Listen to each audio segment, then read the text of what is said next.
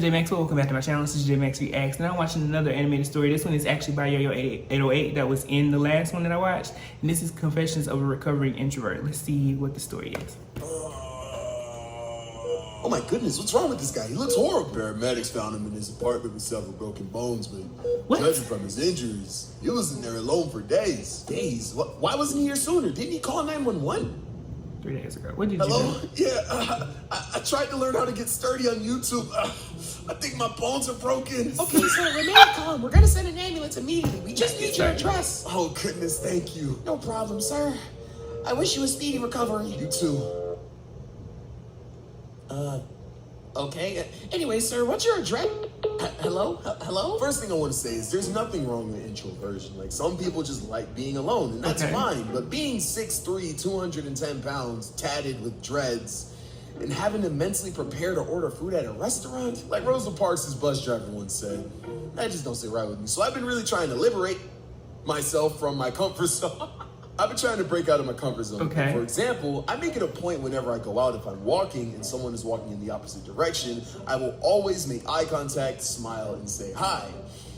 And I be doing it to myself most of the time because people do not be waving or even looking back. What is so interesting about the stop sign behind me that you gotta look at it for 30 seconds? Like, are you still reading it, bro? Are you in your head sounding it out like, stop? Like, bro, say hi. I get it though, because I used to do the same thing. Right. Beware of sewage drain. I'm really starting to think old women are the only extroverts. You smile and wave at an old lady, and that shit'll make her weak. And she don't got too many of those left, so that's really an accomplishment. Nigga, but what? One thing I'm not bold enough to do yet, it's walk up on people and try to talk to them. Not that I'm immensely scared of it, I just don't like making people feel uncomfortable, especially if I'm walking on a sidewalk at night and a girl is in front of me, I'm taking a detour so complicated that I need a compass and the North Star to navigate. And I'm gonna get to my destination saying, land ho! You just speed up and walk past them. But that 2.5 seconds where the girl can't tell if you're speeding up to overtake them or speeding up to take them over, I just don't like the feeling of uncomfort that I'm causing another person. It's unbearable to me, but to the guy that actually has bad intentions, I'm sure it's probably just a walk in the park. Speaking of scaring the bitches, I've been going... Speaking of scaring the bitches, I've been going on dates lately, Tinder dates. Nothing crazy like dinners, picnics, parks, innocent things. Like I'm not a whore. I'm not doing things like bowling. Every girl watching this right now, you want to know if your man is an ex or current whore? Take that nigga bowling, and if he's good at it, strike him. Kick that nigga back to the streets, bro. No one is good at bowling, dog. I don't know much about the male side of Tinder. I've never been on it because if I did, I'd be like Jeffrey Dahmer. A murderous cannibal?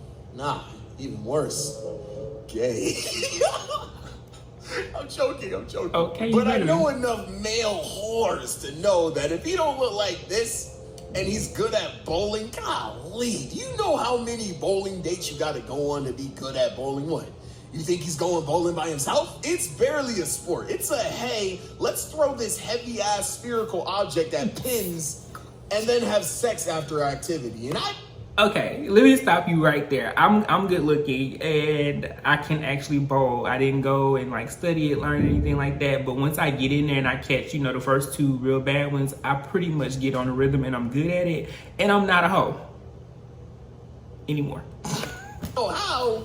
But it works. Like, there's nothing romantic about it. Like, what is it about these hard couches, these shoes that they give us, and these questionable animations is appealing? And that's coming from a nigga who makes questionable animation. I assure you, I just rolled a split in the TV show Bowling Pins as the Twin Towers. We should be mourning, not horny. And you trying to get me in the house like Corey. You only want me for my Woody, but you not mine like Maury. Shorty, you got buzzed and posted us, but don't expect me to swipe up on your Toy Story. Red flags. You got a number of problems, and I called it. Let's go to my place. Nah, you only want me in your home court because I'm balling. We need long division. Carry the tool.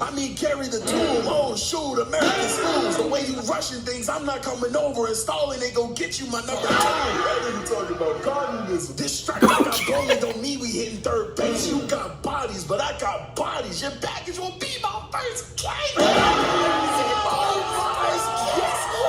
Okay then. Introversion is great. Trust me, I still very much am an introvert. Despite my efforts, I'm pretty sure I'll always be one. It's just how I am. But to any introverts out there, don't let the constraints of your comfort zone harm you. Hello? Yeah, I was reading a sign and I fell into a sinkhole. I think my bones are broken. You again? Just breathe, calm down, and we'll send an ambulance immediately. Just hang tight, okay? You too. Not you too, sir. Sir, don't do it again.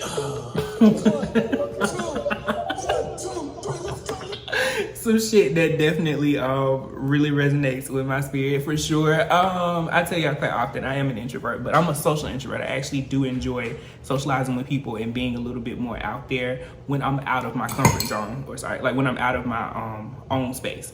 So, you know, that's why I chose the career that I chose. I'm currently in tech. I'm getting ready to transition back into what I love doing, which is working with student populations on college campuses. So like for me, my day-to-day is where I get all of my socialization, doing fun stuff in that capacity, and then sometimes hanging with friends or going around family. But naturally, you know, my introvert does take over and I have to retreat and spend great deals of time alone.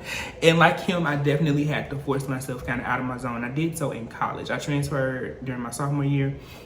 And the first thing I did was I joined the orientation team. And if you go into college, you know the orientation leaders are always loud, lively, and liable to fuck up your mood right at first.